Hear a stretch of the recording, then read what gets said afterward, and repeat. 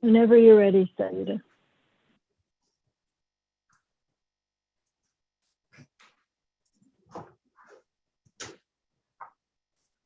Good evening, everyone. A few notes for you.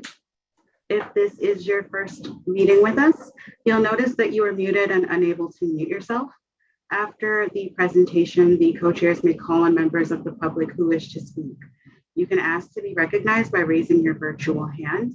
You can do that by going to the reactions button at the bottom of your screen and selecting raise hand. It's important not to raise your physical hands or wave at the screen because we may not be able to see you among the participants. If you are on a phone, you can raise your hand by pressing *9 and *6 to unmute. Once you're recognized by a co-chair, I will unmute you and you may be prompted to confirm unmuting on your own device. If you are using an older version of Zoom, you can access the raise hand feature by clicking the participants button on the menu at the bottom of your screen and selecting raise hand.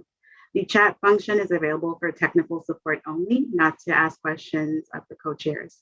You can send me a chat if you're having any trouble and I can walk you through any issues you may be having. Back to you, Alita. Thank you, Saida. Hi, everyone. Welcome to the, what month is it, May meeting of the Small Business Committee. I'd like to introduce one of our co-chairs for the committee, John Phillips, a newly anointed co-chair. So welcome, John. John owns a restaurant, so provides, and is a full member of the board, so provides a good perspective in addition to those of our public members who are also responsible for restaurants. We are lucky to have so many restaurants in our neighborhood as well as small businesses, and we hope through these meetings that we will be able to help small businesses thrive and survive and shine and provide all of the needed services and the wants of the local community as well as our many visitors. So welcome, everyone. I'm glad that you're here. We're going to begin with Councilmember Julie Menon to talk about some legislation that's pending regarding small business services, and then move to Bill Angelos, who is here to discuss legal services for small businesses. But as Councilmember Menon is not yet here, I think she just joined us, Alita. This is excellent timing, Council Member. Well, then I'd like to express a very warm welcome and enthusiastic welcome to Council Member Julie Menon. And with that, I will turn it over to you. Thank you so much, Alita. It's great to see everyone on Zoom and great to be with you all. Before getting into the legislation that I was going to be talking about, I just wanted to mention to everyone that I was in Brooklyn today and in Bed-Stuy with the mayor and the SBS Commissioner Kim for the launch. This is National Small Business Week this week. And so I had asked the city to launch a Buy Local, Shop Local campaign. And so today they announced that they are doing it. This is very important because obviously we're seeing so many of our small businesses, as this committee knows so well, have a loss of customers. And still we have a problem where so many people go on Amazon, unfortunately, when they need something, rather than thinking about walking down the street and going into one of our wonderful local small businesses. So this is a way to really do that. They're also having an SBS Mobile van that is going to go out throughout the city all this week in communities offering SBS services. So those are some of the things that they're working on. So I just wanted to mention that. On the topic of the legislation, so several weeks ago, I introduced a bill that would create a one-stop shopping portal for all agency permits and licenses, because one of the big issues I know as a former small business owner is if you are opening up a new business or if you're operating an existing business, you're dealing with an alphabet soup of city agencies, everyone from sanitation to consumer affairs to Department of Buildings, fire department, and so many other agencies. And there's really no one portal that you're dealing with for all of these different licenses and permits. So my bill would create one portal. There would also be an app, and there would be complete consolidation into this one app and portal. So I'm really excited about it. We actually have a super majority of my colleagues co-signed onto it. So that is great. I look forward to the next step of having a hearing. And so we'll certainly get back to everyone when that information is, and would love to have members of the committee come and testify on that. So that's, I think. Yeah, and the other thing I will say is we're working on a lot of other things as well. Councilmember Carlina Rivera and I introduced a legacy small business bill, which creates legacy small business designation for small businesses akin to what the city of San Francisco did. So that is exciting. And so we just introduced that bill. I'm looking at a number of different mechanisms, fine reduction. We're looking at how to deal with the retail vacancy crisis. So number of things, number of ideas in the hopper that we're looking at. And as soon as I have specifics in terms of actual legislation that we're going to be introducing on that, I promise I will be able to let the committee know. And I'm happy to answer any questions asked for me. Thank you. You're apparently a very active chair of the Small Business Committee, which we are all grateful for. But before asking for questions about either of the legislation either of the bills that you've just mentioned, could you just explain a little bit more about the legacy small business? I'm not familiar with what San Francisco has done. Sure. So our bill will be a little bit different. And honestly, we're still working out some of the details on it. But what San Francisco did is that for businesses that provided character and had been in the neighborhood for a certain amount of years, it basically provides a special designation that businesses, I mean, there are many ways to do this. One is to give a designation which businesses can then say they're a legacy small business. The other is to extend additional protections. So ours creates a registry for some of these legacy small businesses. So we're, again, still working out the details. We don't even have a hearing date. So these are like very early days, but the concept, and both Councilmember Rivera and I sort of had similar concepts here, is that this would create a registry of sorts, and there'd be a certain number per council district. So we still need to work this out. Councilmember Rivera is going to be the prime sponsor, because basically, as a new member, for those who are not familiar with this, we have a first-in-time policy. And so in any event, so I'm the co-prime of it. She's the prime, and we'll be working collaboratively together on that. That sounds terrific. I know when I've been able to travel that I hunt out the businesses that have been there for a long period of time. There are books for certain cities that have photographs and history about them, and they often color the neighborhood so attractively and appealingly. Thank you so much for those explanations. Is there anyone from the public, or either of the public members, any board members that have any questions about either one of these pieces of legislation? John, you have your hand raised. Yes, sorry, I got muted. Julie, thank you so much.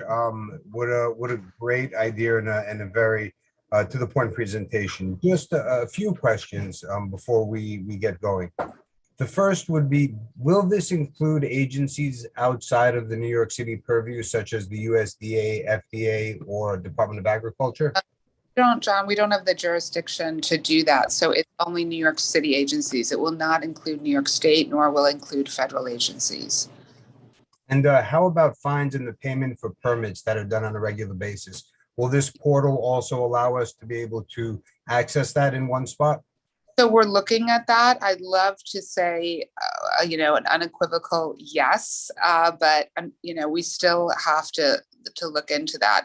There'll be a hearing, and at that point, the administration will testify.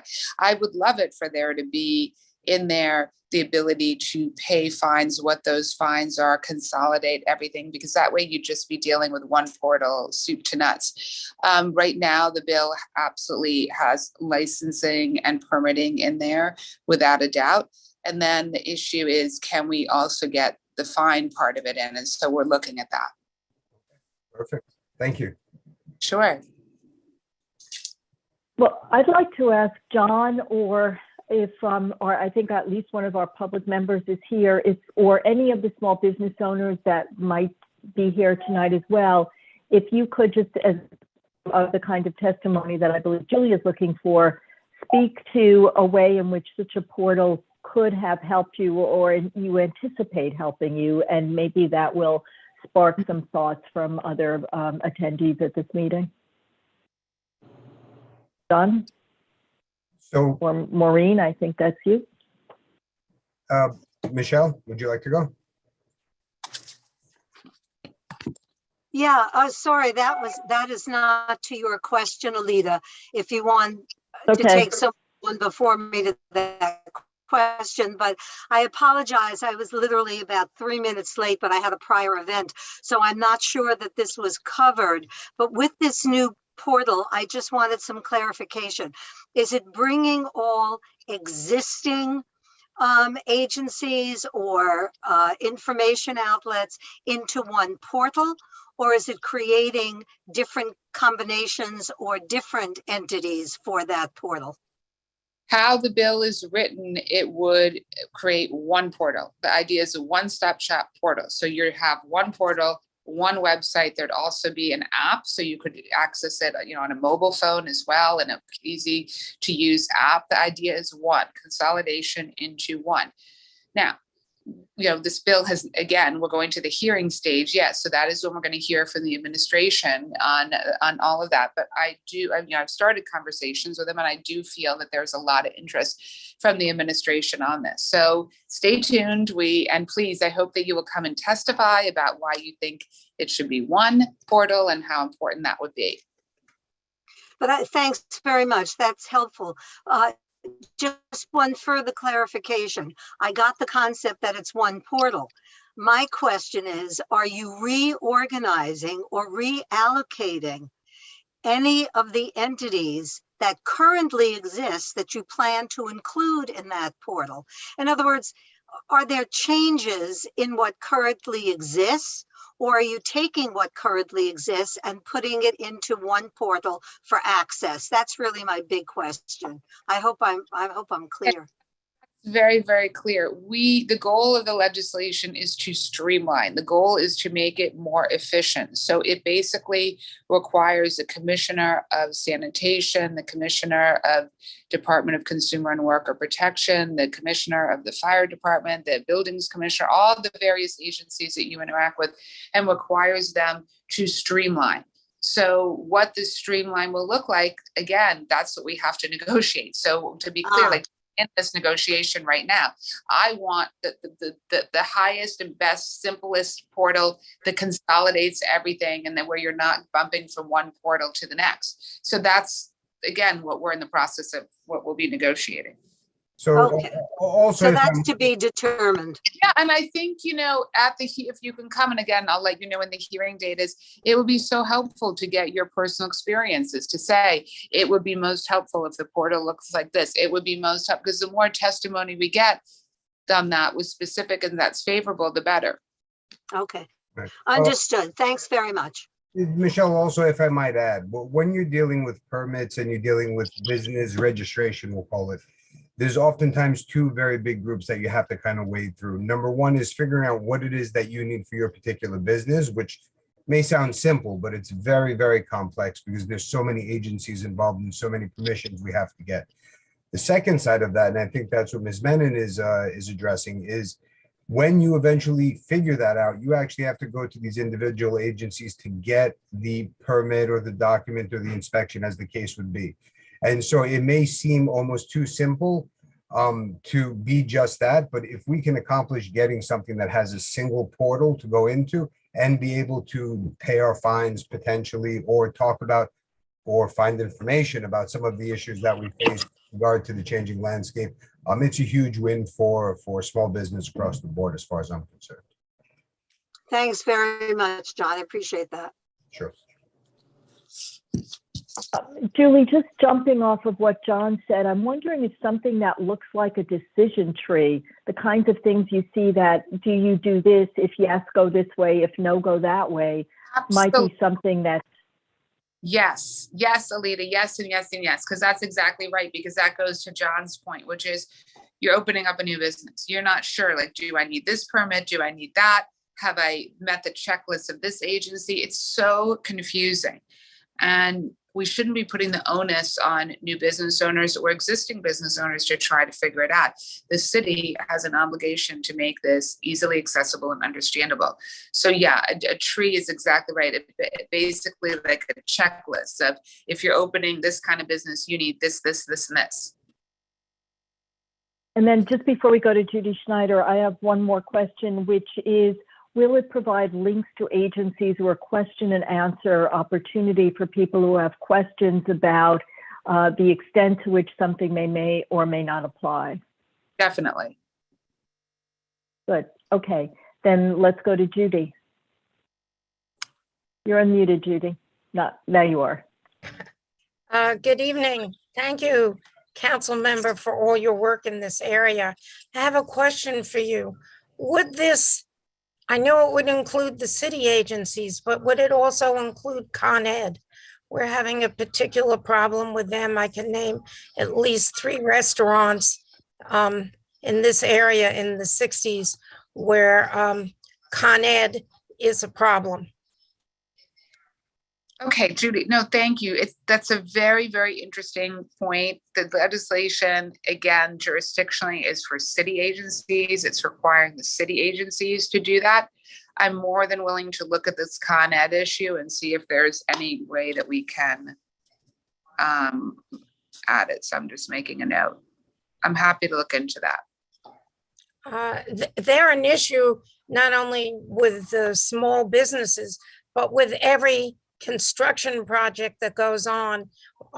They've been fixing York Avenue now.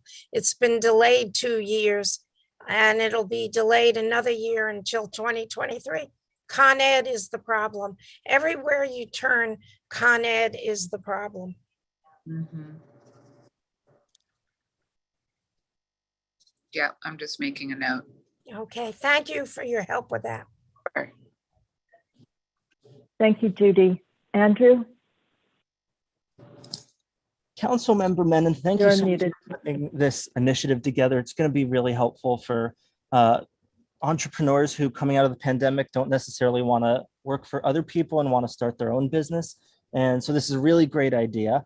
And I have 2 questions coming off of it. First, you talked for a brief bit about vacancies, and I'm really happy you did, because for every $1 that's spent at a mom and pop shop, according to American Express, 67 cents of it stays in the local economy.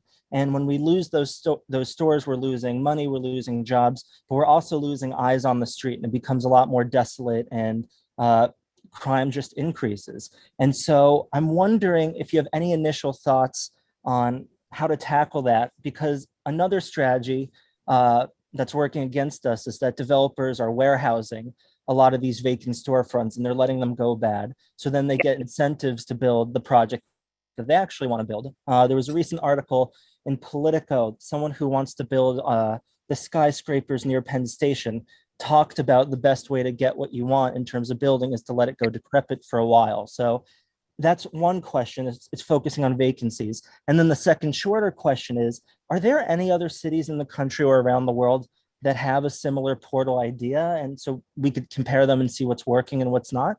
Yeah, okay, great questions. Thank you for that. So on the first one on vacancies, so right now Manhattan has a retail vacancy of 15%. Brooklyn has a retail vacancy rate of 12%, but there's actually, I was just talking about this today, which is why I know this statistic. There's a neighborhood in Brooklyn, West Brighton, that has a retail vacancy rate of 37%. So none of these rates are acceptable, by the way. They're all, way too high. There are a number of things that we're looking at. Several of my colleagues, the Deputy Speaker, Diana Ayala, introduced a bill that came from last term, came from former City Council member Steve Levin, which is a rent control bill, which is basically a bill that would establish a rent guidelines board for retail. And so that bill has been introduced. But there are a number of other things that we're looking at. Even the data that is required to be provided by the Department of Finance, the bill that requires that, I believe, has some issues. So I'm looking at how we can fix that so that we can have a better understanding and consequence around the problem. And then we can obviously come up with the policies to try to address it. So we're working on a number of different things. In June, I'm looking at doing something on retail vacancies. So we're still trying to figure out what that will look like, but I promise we'll get back to you with more details when we have our June hearing. In terms of other cities and what they're doing on the one-stop shop portal, I can't tell you offhand. I'm not aware that other cities are doing this or not doing this. I can just tell you from my own experience, both as a small business owner and as commissioner, that I have felt strongly about this. I campaigned on this issue. I talked about it incessantly during the campaign and said that if I was elected, I was going to do this, and now I'm doing it. We need to do this. This is a completely common sense. It will make it so much easier for small businesses to open and to operate. There's no need for small businesses to be bumped from agency to agency to agency, oftentimes having to take off work to be dealing if there's an issue around your license or permit. That's just absurd. So this bill will seek to correct that. Great, thank you. Sure. Thanks, Andrew. Kaz?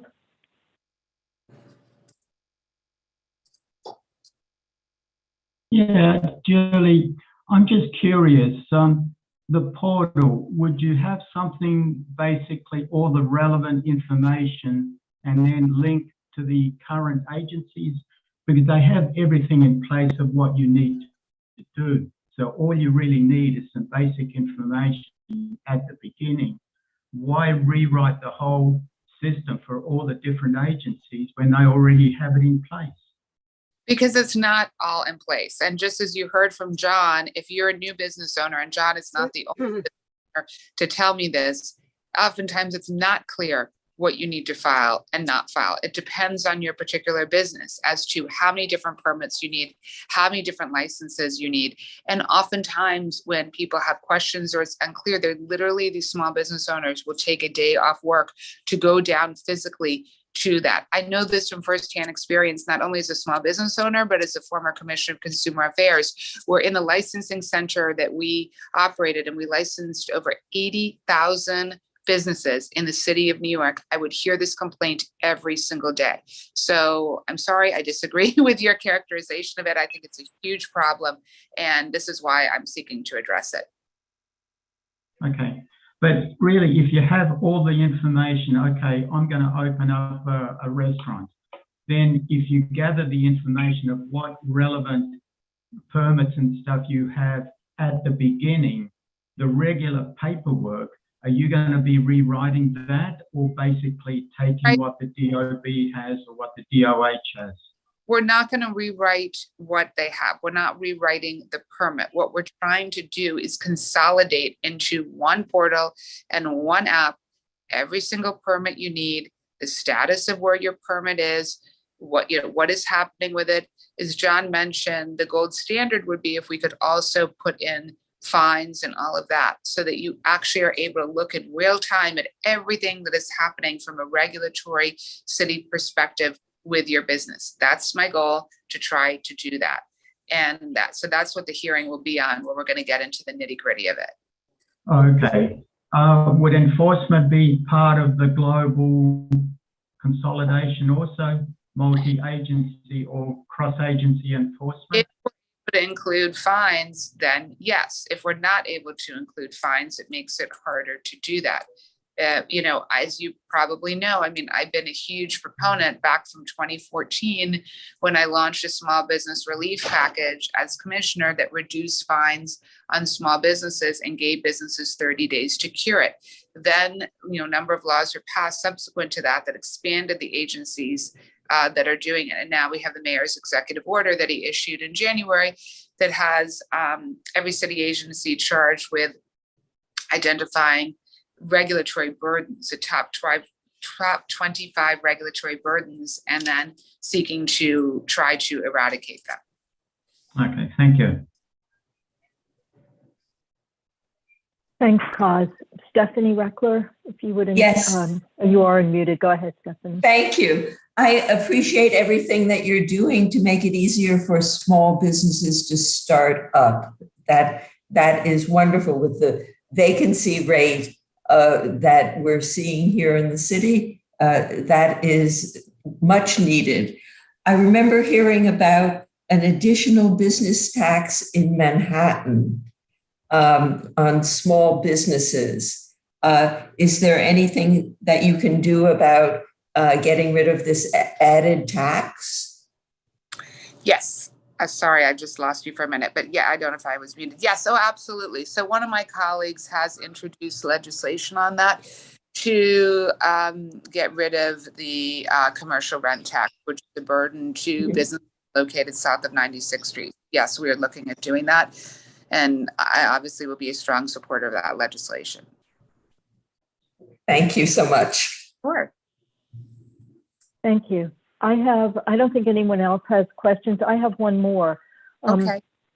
If you're looking at vacancies, it seems that banks are, from what I understand from landlords of commercial spaces, that banks are or have some responsibility for the high rents or the failure of landlords to rent to small businesses at a reduced rate, because if they do, the landlord will be in default of his or her loan from the bank. So banks would seem to need to be at the table. If you could break through that window, or whatever you want to call it, with banks, that might make an enormous difference, because one space on 77th near Lexington, the rent went from $6,000 to $20,000.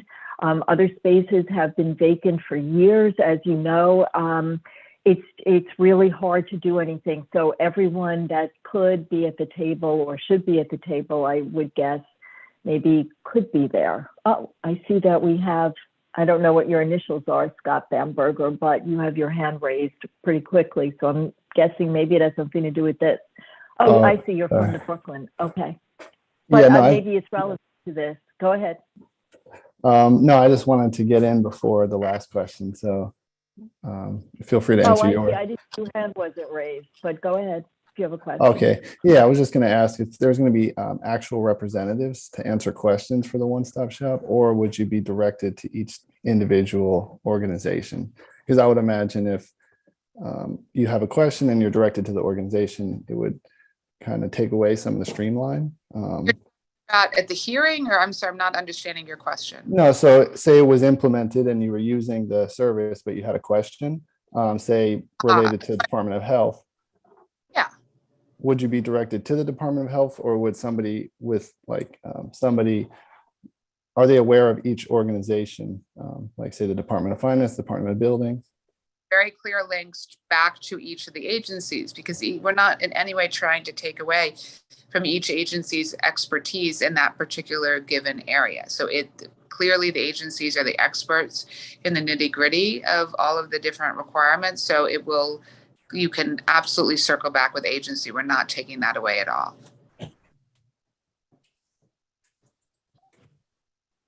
And then Bill? And thank you, Scott.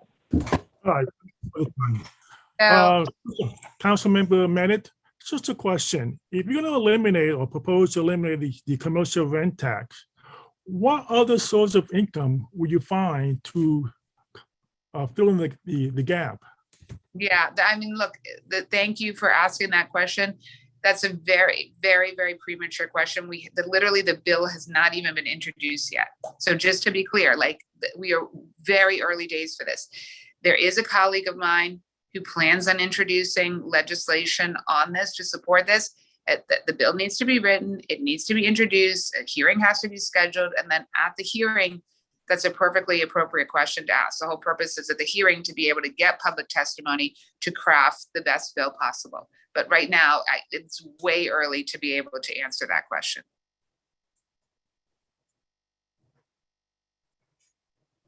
Are there any other questions from members of the public or board members?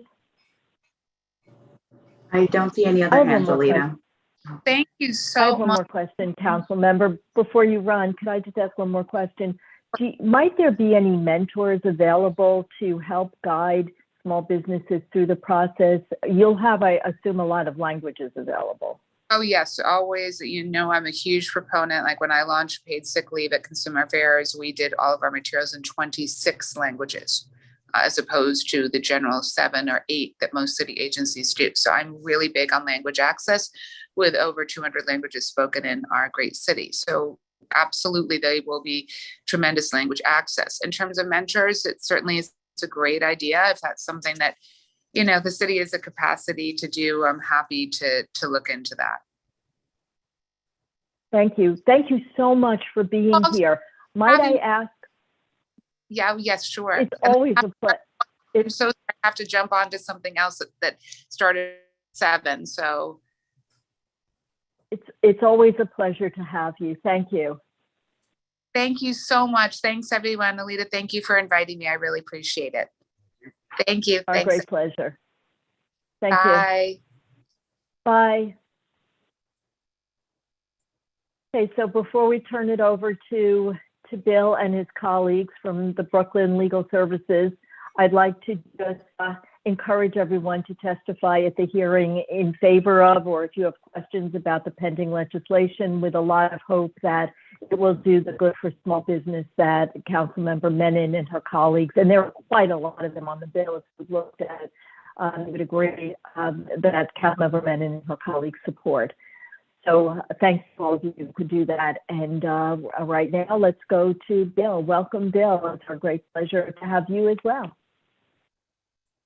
Oh, thank you. So I will again, I'd like you to thank. So Bill, please introduce yourself. Bill Angelo, Okay. the Brooklyn Legal Services Corporation, A, for the benefit of small businesses.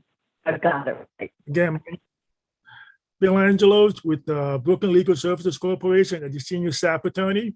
I would like to thank you for the Small Business Committee for the opportunity on behalf of BKA to give us a presentation. The services that we offer, including the Commercial Lease Assistance Program. So we have 3 of our staff. I'd like to start with Marie Sitter. She's a senior staff attorney. And Cameron John, she's a staff attorney. And we have Evelyn Mandel, who is our paralegal. So I'd like to pass it on to Evelyn. Thank you. Welcome, Evelyn. Hi there. Like Bill said, I'm the paralegal for the Community and Economic Development team here at Brooklyn A. And I'm just going to share my screen with the presentation. Give me just one moment.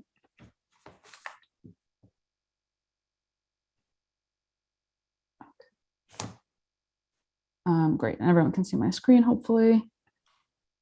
So what we wanted to talk about today is the Commercial Lease Assistance Program, obviously, what it is, what it can do for small business owners. And then we're going to get into the specifics of what you might be looking for in a commercial lease, which we think may be useful to the small business owners who have joined us. And we're really grateful that you're taking the time to do so. And then we'll go into some case examples, just some examples of the work that we do and how we try to resolve commercial tenant issues. So Brooklyn A, full name is a little bit of a mouthful, Brooklyn Legal Services Corporation A. We work on advancing social and economic justice and community empowerment through innovative, collaborative, and neighborhood-based legal representation and advocacy. For over 50 years, BKA's Community and Economic Development Program has provided high quality, low barrier to entry, and neighborhood-based legal services to non-for-profit CBOs, community development corporations, coalitions, and small business owners interested, with the focus always on developing and sustaining vibrant, healthy economic communities. So what is the Commercial Lease Assistance Program? We are funded by the New York City Department of Small Business Services, and the Commercial Lease Assistance Program launched in 2018. And as of the end of last year, we have served over 1,500 small businesses in the 5 boroughs.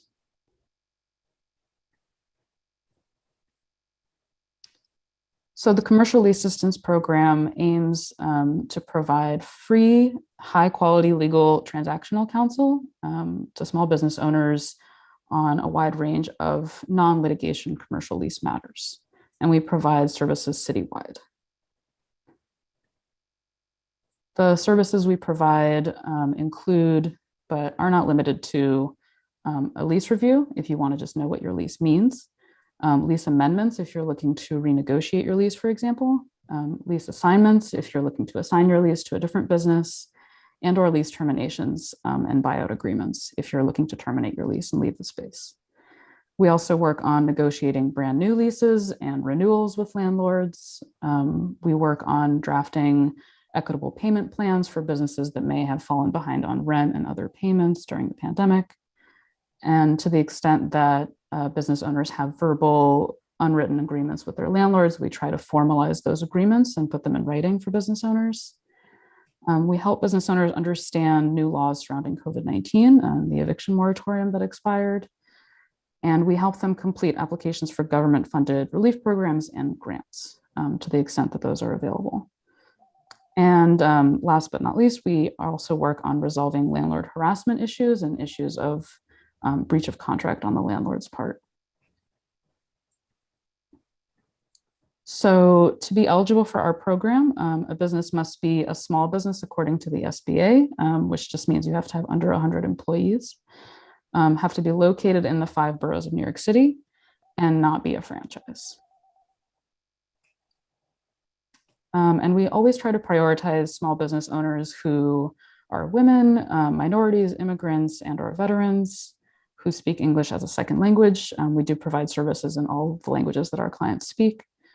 We prioritize clients as well who are operating under a verbal, oral, unwritten agreement of some sort.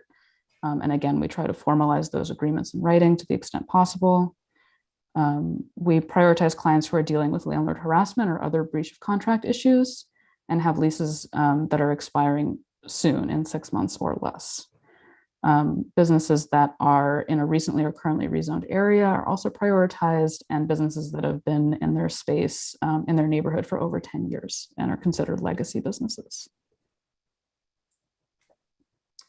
So how to sign up for services if you're a business owner on the call who's interested in getting our services and speaking with an attorney, you can go to nyc.gov/comlease. Where you will make an account within SBS and then go into the Commercial Lease Assistance question portal, and answer the questions. And if we have time at the end of the presentation, I'm happy to do a brief little walkthrough of what that looks like. But for now, I'm going to pass it over to Cameron to talk about the specifics of what to look for in your commercial lease. Thanks, Evelyn. Good evening, everyone. Thank you for joining us. So like Evelyn mentioned, I'm going to talk about what to look for in your commercial lease. So commercial lease basics. Commercial leases are a contractual agreement to occupy a commercial space. So in a commercial lease, you get what you bargain for. Unlike residential leases, there are very few statutory protections for commercial tenants. So the best way for tenants to protect themselves and their businesses are by negotiating leases. Everything in a lease can be negotiated. Do not be afraid to negotiate any of the terms of your lease. Leases tend to be very landlord friendly, and small businesses don't always realize that they can negotiate the terms provided to them, but everything is negotiable.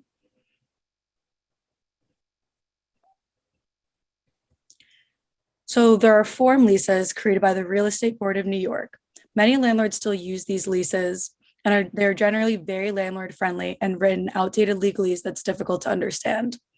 Landlords who use these form leases will often include a rider, and the rider will contain extra terms that will control if they differ from what's written within the form lease. Other landlords will have standard leases that they use for all of their tenants that are not these standard form leases. The riders and other leases can vary drastically in length and level of detail. I've personally reviewed leases that were 3 pages long and others that were 50 pages long. Either way, it's important to understand everything that's in your lease and exactly what you're responsible for.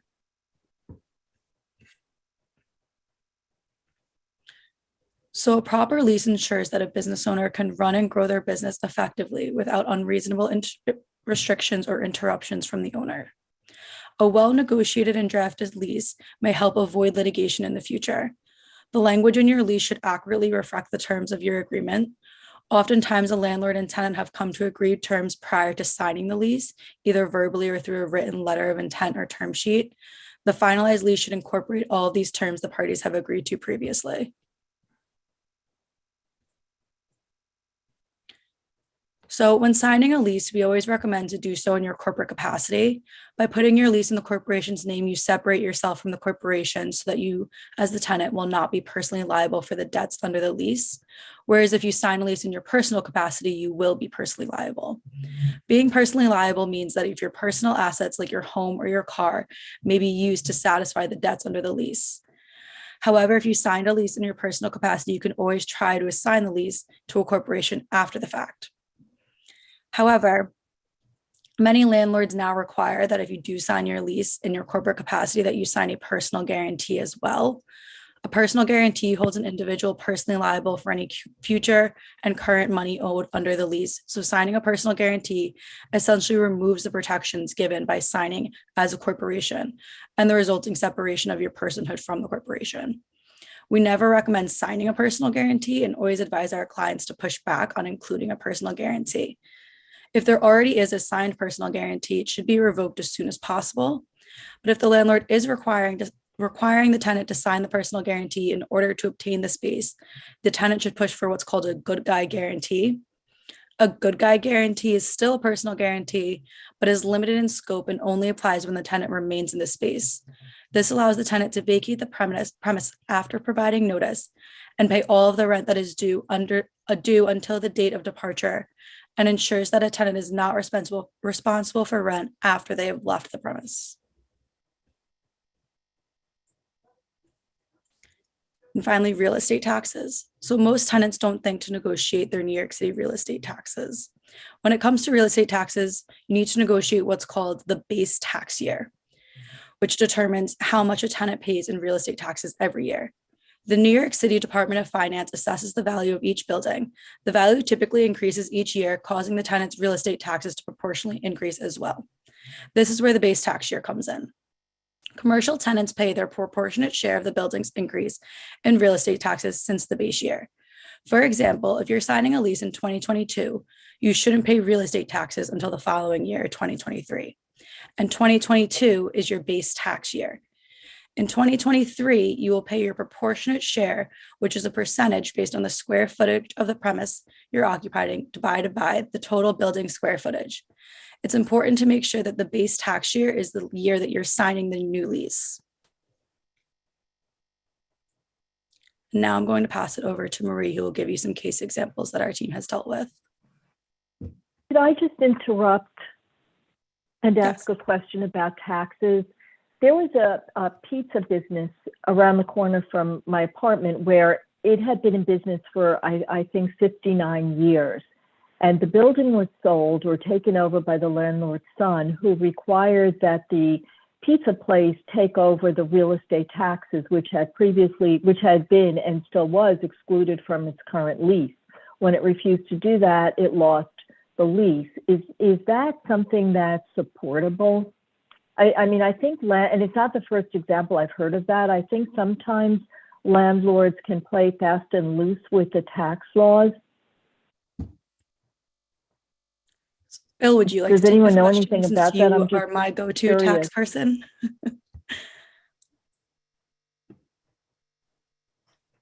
Well, I could comment on this from a lease perspective if you'd like me to. So, sure.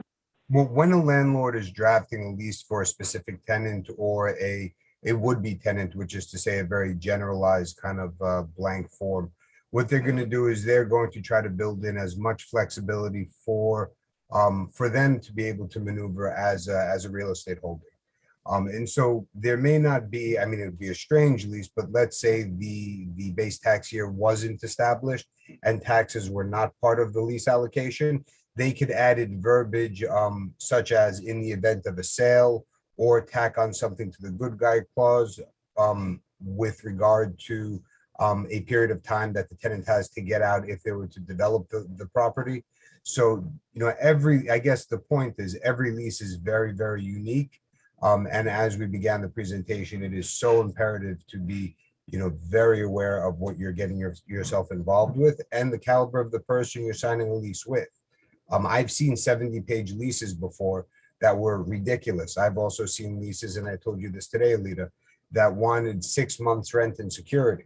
Someone might not know what to look for. Most people know that that would be an astronomical number to have to pay. I've also seen landlords trying to get a percentage of their property tax, not even the increase of the tax, which is also a huge number. So again, the point is, I think it's really lease by lease. Now, I don't know what the law is surrounding it, but I would bet that there's a lot of guys out there who are signing leases that don't necessarily hold to the letter of the law. Yeah. Thank you, John. I guess if I could just ask specifically, is that something where a new landlord comes in and tries to change the obligations of the tenant? Is that something that they could come and talk to you about, Brooklyn A? Yes, so definitely. And I just want to piggyback on what John said. And I think it was exactly right in the sense that the lease is going to govern in this scenario. So the question for the pizza shop was, what did the lease say about real estate taxes? Was it silent on real estate taxes? How long was the term of the lease? So the landlord, whether it's a new landlord or an old landlord, can't come out of nowhere and, despite what the lease says, try to change the real estate obligations early, right? However, at the end of the lease, both parties are up to a new negotiation, and it's a question of who has what leverage to negotiate what into the new lease. I think a lot of times, exactly like John was saying, landlords have a lot more information. They do this all the time. They know what their real estate taxes are better than a new tenant would. And so they can manipulate what could be a fair negotiation if you had, say, a lawyer or a broker who understands the market, understands what's normal, and will, you know, help you put a bit more pressure and push back on the landlord. Because the question is, if they lose this tenant, can they find someone else at a much higher rent who's willing to pay all those taxes? Maybe. But, you know, as John was saying, it's all case by case. And the best thing to do is to get someone who can help you think it through with you. Thank you. And thank you for your insights, John. And having you as a resource, I would imagine, could be very helpful. But back to you, Brooklyn A. Yeah, great. So I guess we wanted to end with just a few examples to get folks familiar with the type of work we do, but also sort of the fact patterns that we are seeing now, especially during COVID. So the first one, just to sort of warm up a basic scenario. So we've had a commercial tenant. They were a longtime tenant in a space for their food business. The commercial tenant wanted to renegotiate some terms on the lease. Let's assume, you know, the rent was high, it's a pandemic, they need some help. And the landlord wasn't receptive when the commercial tenant reached out. And the commercial tenant also noted that they thought that the landlord was cutting deals with other commercial tenants and wasn't sure why they couldn't get a similar deal. So we just wanted to give a few pointers on this one. First, as always, reach out for a lawyer. And I say that if you want to go ahead and put all the bullet points up. But first, reach out to an attorney. So first, here in scenarios where landlords don't want to negotiate, particularly if the commercial tenant is in a hard space, attorneys can do two things. One, they can obviously help you strategize and come up with creative solutions and ways of communicating possibilities with the landlord that might spark some interest. You know, there are lots of things that we typically negotiate, including, you know, dealing with rent arrears or doing a payment plan or reducing the rent, but there are all sorts of creative things that we might be able to help you think about. For example, is a profit share appropriate in a scenario where you don't know what the revenue will be like for a bit of time? Is that something the landlord would be open to? So one, attorneys help think about alternatives and new solutions to problems. But I think importantly, as Evelyn and Cameron were saying, the market is very landlord favorable. And a lot of times landlords think they can run roughshod over tenants, that they might as well just go file a case in court because they can, it's cheap. If the commercial tenant's not represented by an attorney, the landlord might think, look, I'll just get a default judgment and then I'll deal with it on the back end. So having an attorney present can also suggest to the landlord that it's not going to be an easy win, and that it may be worthwhile to try and settle as opposed to waste money and prolong litigation, particularly if the business doesn't have enough assets at the end of the day to even pay the judgment. So, we always suggest always reach out to an attorney. The other thing to keep in mind, and it's a hard one, is not to be too concerned about other businesses. And caveat for this, right? Like, you want to know if your neighbor is telling you, yeah, the landlord gave me this deal and they did that, it's a useful data point in the sense that it could help you assess the landlord's position. Like, for example, we've had some commercial tenants who came back and said, I heard from this neighbor, the landlord's trying to sell the business. Well, that's a point you want to keep in mind, because that might change your leverage. If they really need you out ASAP, maybe they're willing to buy you out or cut your arrears more. Sometimes, they need to refinance. And so it's another sort of equation going on. But I guess the point here is that, as John was saying earlier, leases are lease by lease. So the commercial tenant that got a deal, maybe they had more protective provisions in their lease and the landlord needed to cut them a deal because, they hadn't upheld some of their end of the bargain on some other aspects of the lease. Maybe, the landlord assesses the business assets are different between the two tenants. Like, say one has a lot of inventory. And so they're like, I'm not going to give you as good a deal because I think you do have assets to support the rent arrears. So that is just to say that, while it's useful to see what we can learn about the landlord and their position, don't get too distracted by what's going on with other commercial tenants. Think about your business and your priorities and focus on that. So obviously, if the landlord shows a willingness to negotiate, that's a great sign, but always worthwhile to reach out to an attorney to try and negotiate and document your negotiations and results.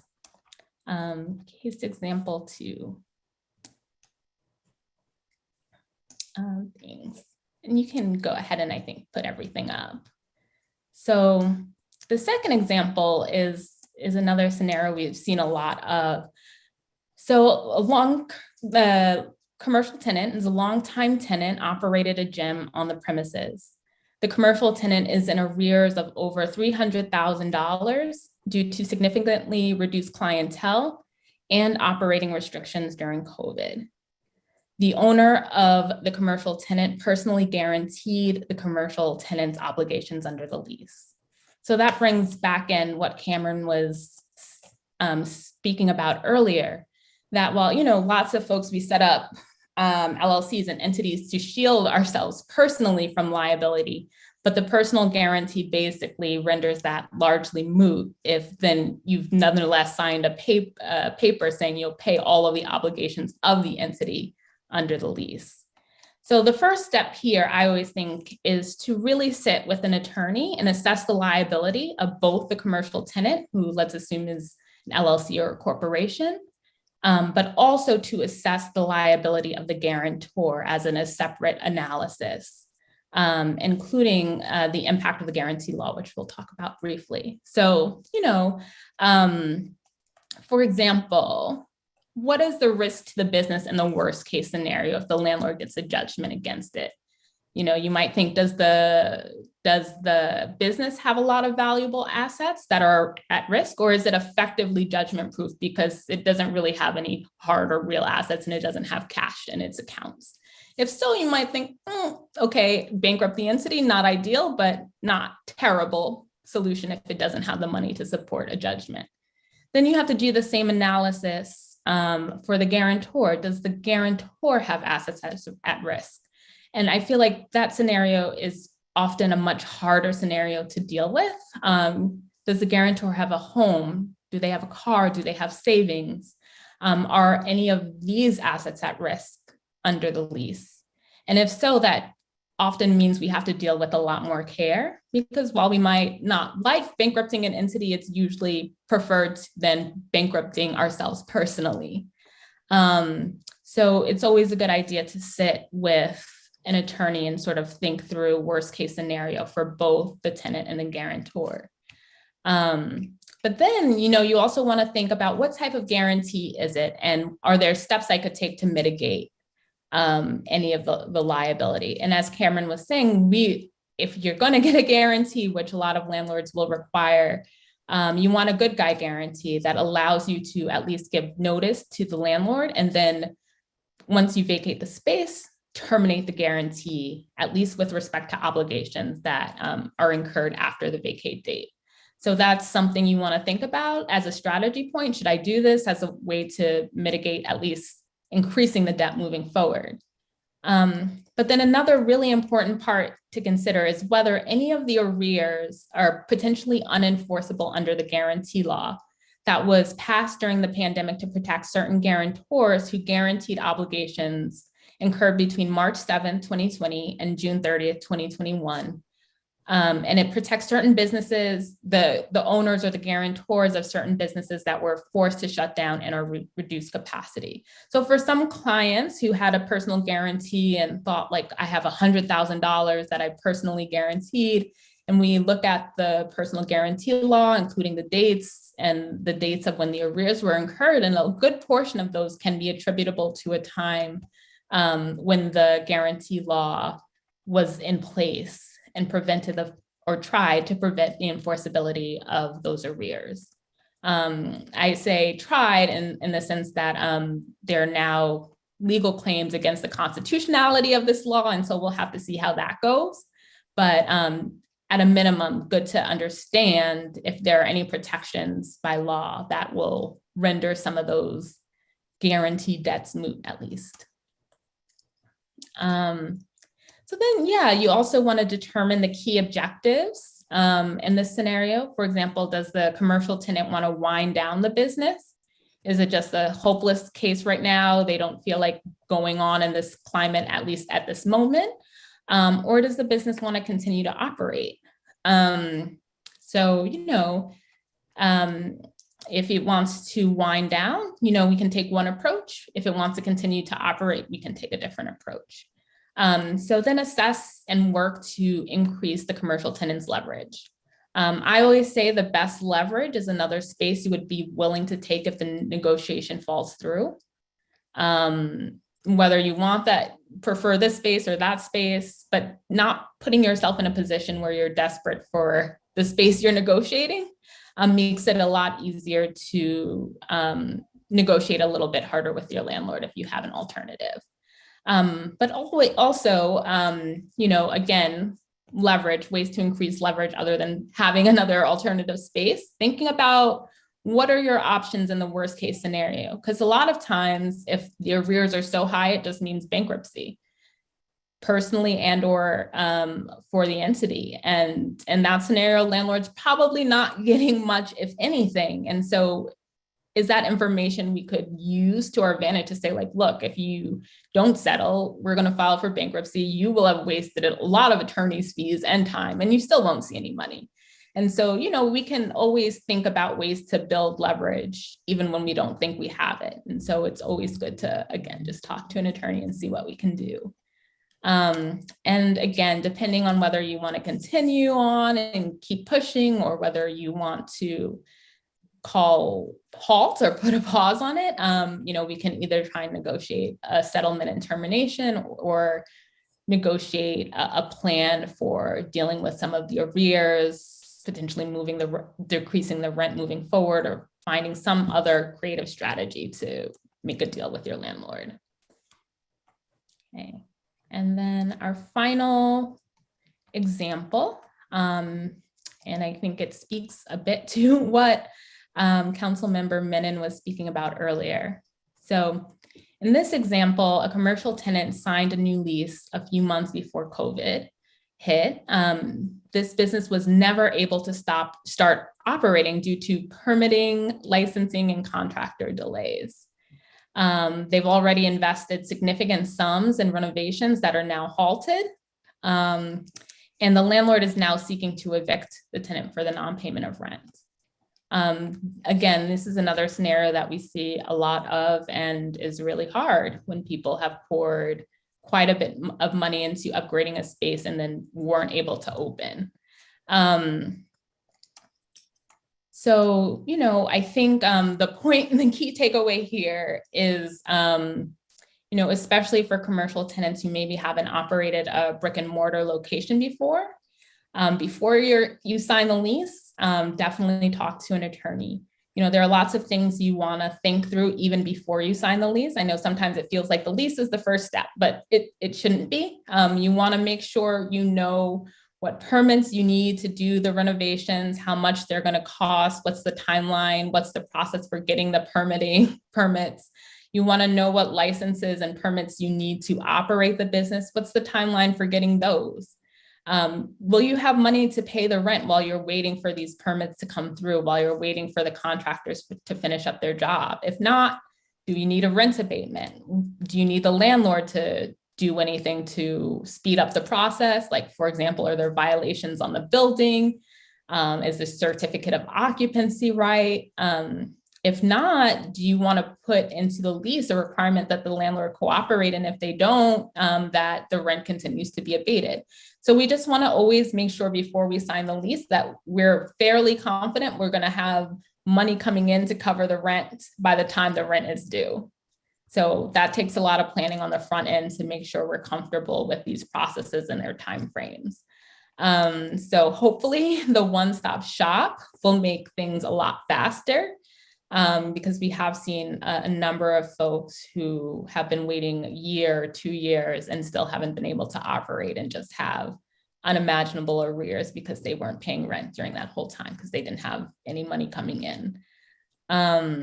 And the same as before, you know, we can always help you just analyze your leverage, the risk, negotiation strategy, creative solutions where necessary. Like, for example, you know, one client who invested up over $500,000 in a space, it was very important that if the lease were terminated for any reason, whether it's a default or landlord's termination right, that they would be recouped for the money that they put in on the back end. And we sort of amortize the value of the renovations over the course of a 10-year lease. So we can always come up and try. As Karen was saying, the market is very landlord favorable. And a lot of these provisions aren't common, but we can always push and we can always try. And at the very minimum, make sure you're aware of the risk you're taking on before you sign. So I'll leave it there, but we thought it might be helpful to just give some examples of the things we see folks run into trouble with pretty frequently these days. Thank you so much for that presentation. It was so instructive and elucidating on these issues and on how valuable having a lawyer could be. Does anyone have any questions? And John, you can take it from here. Sure. See, Michelle does. Go ahead, John. Before I start taking questions, I just again want to also thank you, Marie. I didn't know a service like this existed, and I think it's infinitely beneficial for people of all stages in their professional life, because leases and real estate, specifically in New York, are very, very complex. What I'd also like to add is that most landlords, or I'd like to think most landlords, really are very comfortable with contingencies. And when you're going into a situation, you can't forget that you're bringing value to their space as well. An example would be putting in a $500,000 investment into, you know, HVAC or the walls or plumbing or electric or whatever the case may be. And that becomes a very, very good negotiating point.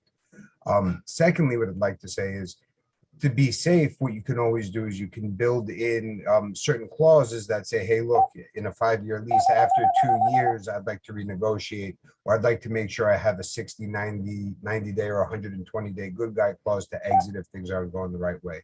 But really, thank you again. And I do appreciate you making us aware of this.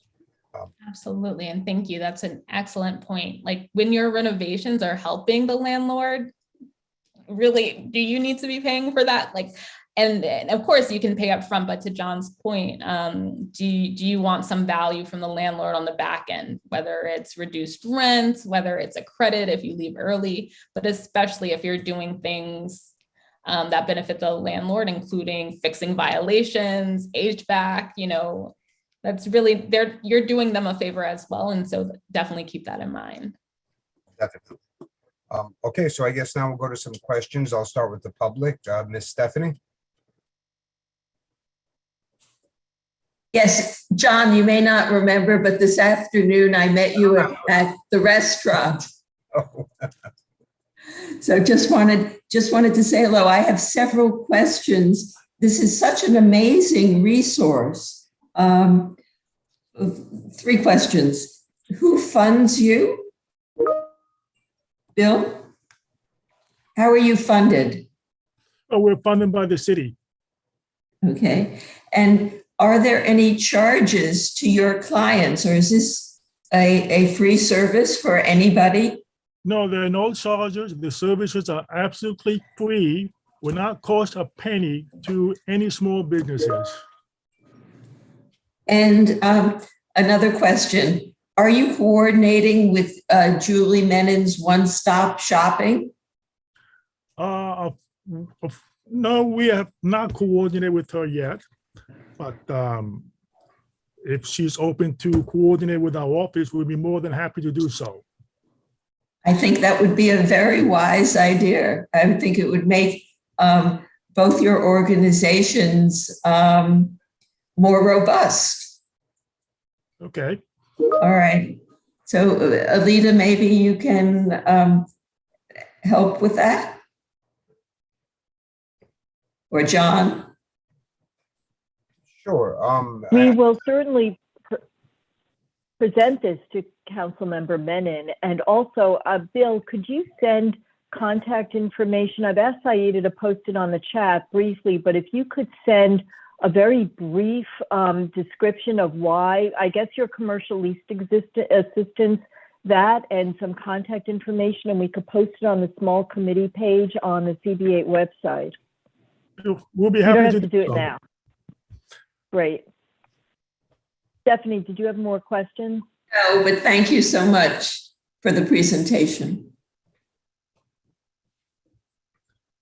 And I would like to echo what the Marie said, that regardless of a tenant's circumstances, even an existing tenant who might be in heavy arrears or a new tenant may not realize they'll always have levers. They have levers on something. So that can be used in a bargaining power against the landlord. And you may not realize that they can always have, when they have some levers, then they have the capacity to renegotiate their existing rent or their arrears. So just to be mindful that all commercial tenants do have some levers.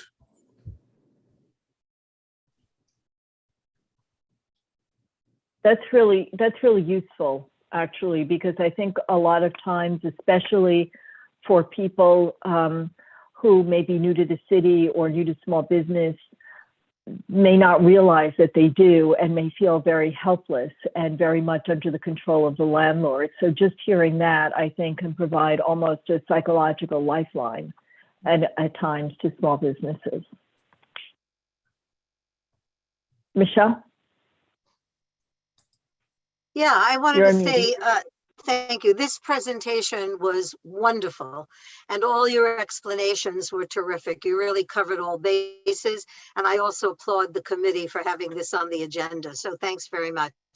I just want to throw something out there. In the residential world, you can, not that this is advisory, but people do it, you can literally buy a pad of leases at Staples, where the pad, it actually has leases, actual leases. Now, those forms do not preclude you from having your own, riders, extensive riders. Those leases are about 2 pages long, but you can turn them into 50 pages long if you want to.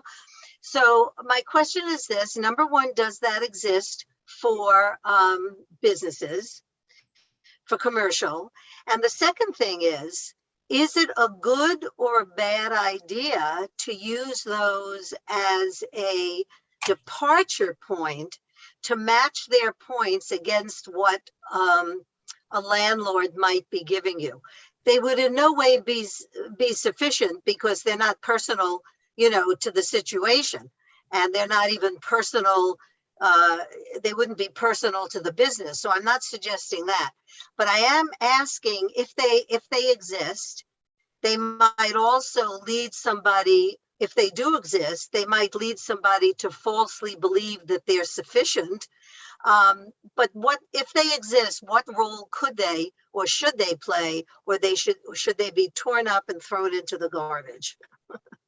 Well, just to point out to during Cameron Judge's presentation that there are a lot of commercial leases do have a boilerplate leases. You can get them online. They're Bloomberg. And generally is that what you want to do is have a writer that will be attached to the Bloomberg form that will override any leases in the form and anything that's specifically negotiated between the landlord and tenant. So I mentioned to John's point that each lease is very specific to each businesses. So you want to have a writer always attached to the boilerplate lease. So, but they do exist commercially. You can pull them up. Thank you. I have a question that I'm not sure it's what Michelle was asking, but I was wondering if you have a form that you provide for tenants that might give them a look at what kinds of things are either negotiable or what's a lease that's more favorable to a tenant might look like. Well, we can provide what a lease may look like. However, every point of the lease is negotiable. It's all about how to pick and choose your battles specifically to your needs. So some landlord may have a over-intrusive lease, or some may have an under-intrusive lease. So it's really specific to each between two parties. So we really can't provide what we can. It is very specific to each tenant. So if a tenant needs to know to negotiate on their behalf, it is best to call our office and we will represent them and negotiate with the landlord. So we can provide them if what a lease form may potentially look like or what the writer may potentially look like. Yes, Michelle. Michelle, you have your hand up again. Yeah, this is such a valuable service that my question is, how are, I imagine lots of people are reaching out to you if they know about you. How backed up are you? In other words, what's the, and you're saying that you rather be called in within 6 months of the lease, having to be negotiated. So what's the waiting period? How backed up are you? How much time do you usually need to spend with each business that comes to you? What does the flow look like? Well, generally, when we have a client assigned to us, we try to work with them as soon as possible. So we will try to, if it's assigned to us today, we will try to work with them or follow up with a phone call with an email within a day or two. And it depends upon the client whether or not he or she will follow up with our office. But generally, we try to engage with them as soon as possible. So you're able to reach out to them within a couple of days. But what is the backup or turnaround time for actually working with the client to a satisfactory conclusion? Yeah, hi there. I think I can answer it a little bit. Yeah. So our process is that once you apply through the link that's on the screen, nyc.gov/comlease, you're contacted by an intake associate within 2 business days. Typically, it's the same day or the day after, I would say. I wouldn't say you wait the 2 usually. And then our case assignments happen weekly. So as soon as that full intake takes place, which is just like a 30-minute conversation with the business owner on collecting some information and understanding what's been going on, after that 30-minute conversation, they would be assigned to an attorney that same week or within case assignments are on Thursdays. So if they had the intake on a Friday, it would probably be the following Thursday. That being said, if a client has an urgent issue, like a court date or anything like that, we would certainly be able to assign them sooner. So to answer your question, there is no backlog. So that's terrific. So that means you just have a lot of attorneys. You have access to them on a pro bono basis, and they are from different law firms outside. I mean, they don't work for the city necessarily. Am I understanding that correctly? Or are they actually city attorneys? Well, we're funded by SBS. So in that sense, I suppose we're all working for the city. But no, it's the CLA program, the CED, Community and Economic Development Team. Those are the attorneys handling the cases. Yeah. Just to follow up, they would all be working for the city if they were being paid by the city.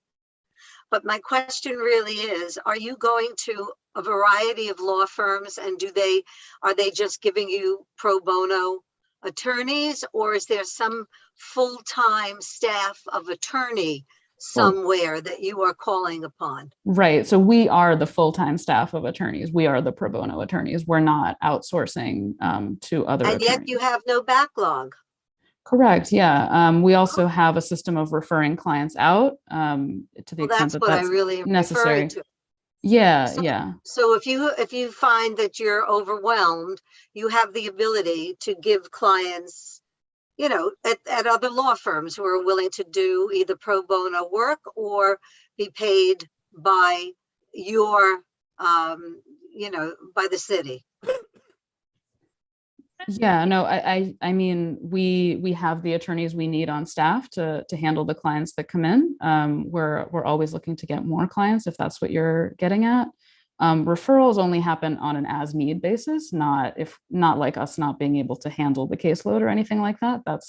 It's really not an issue for our program. We're a pretty big team of attorneys. Good. I'm just surprised that you're not overwhelmed with people. Everybody needs legal work, and pro bono legal work is hard to come by. So I'm just surprised you're not overwhelmed, but that's great. Now, we focused on leases tonight, but there are other issues. Do you handle other legal issues for small businesses aside from leases?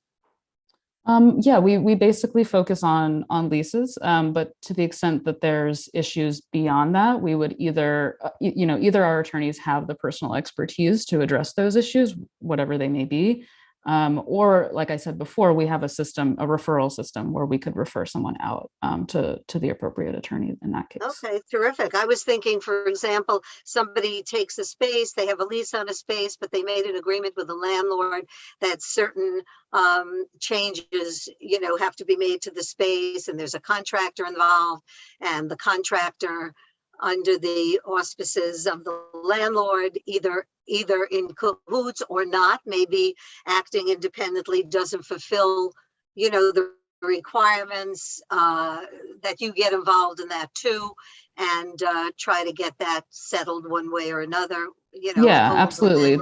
And contractor responsible, or hire another contract, whatever the solution would be. So you're involved in all that stuff. Okay, yeah. So breach of contract. Yeah, breach of ahead, contract issues. Oh, sorry. Go ahead. No, you answered. Breach of contract issues are part of your purview. I was just asking because I'm just shocked you're not overwhelmed, but good. Terrific. Yeah, I mean, that's why we want to get the word out. We want to get the word out about the program. I totally agree with your point that not enough businesses know about it. We want, we want businesses in New York City to be talking about it. Well, we can maybe put it on our website, which I think is the plan. Great. All right. Thank you very much. It is And let me also just add one more thing to that, a quick plug. The SBS, which is the site in which you find this firm, is a great resource, Michelle. So other issues that pertain to the life and longevity of a small business, I really highly recommend it. I know Julie Menon's office is very instrumental in getting it up to speed. So the answer to that question is, if this particular firm isn't doing something, odds are the SBS will be able to point you in the right direction. Terrific. Sorry, Thank you. I know we're 8 o'clock about.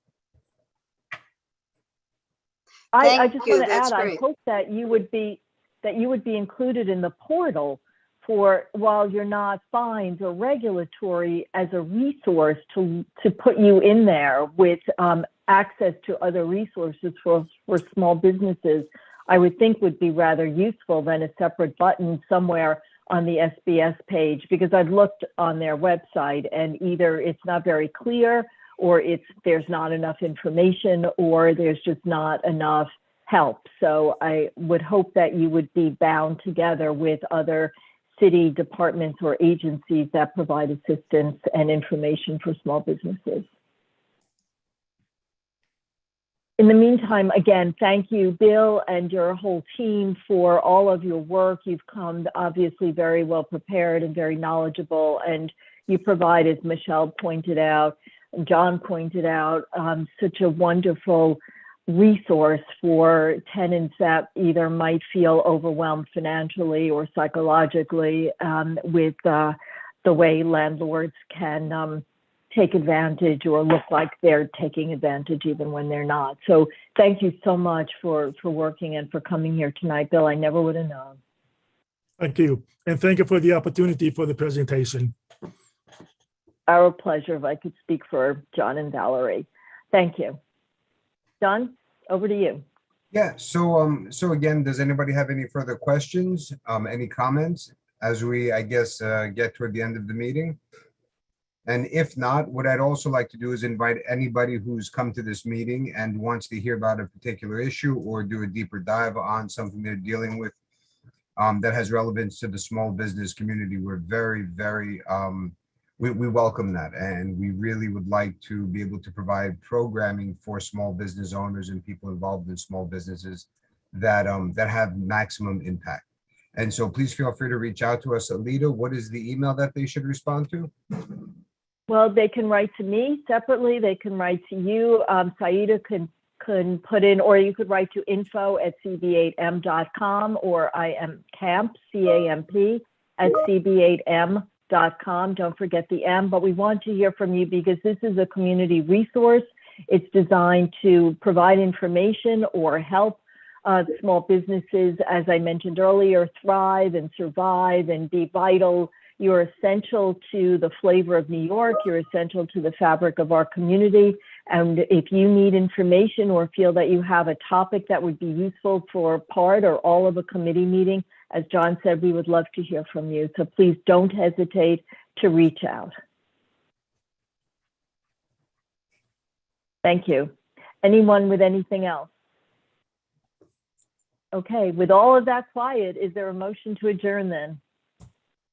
Michelle, any seconds? You can second, Motion John. to adjourn. Okay, seconded by John. So we'll say good night and see you next month. Thank you, everyone. Hey, everyone. Good night. And Saida, thank you so much for your help, of course. No problem. Have a good night, everyone.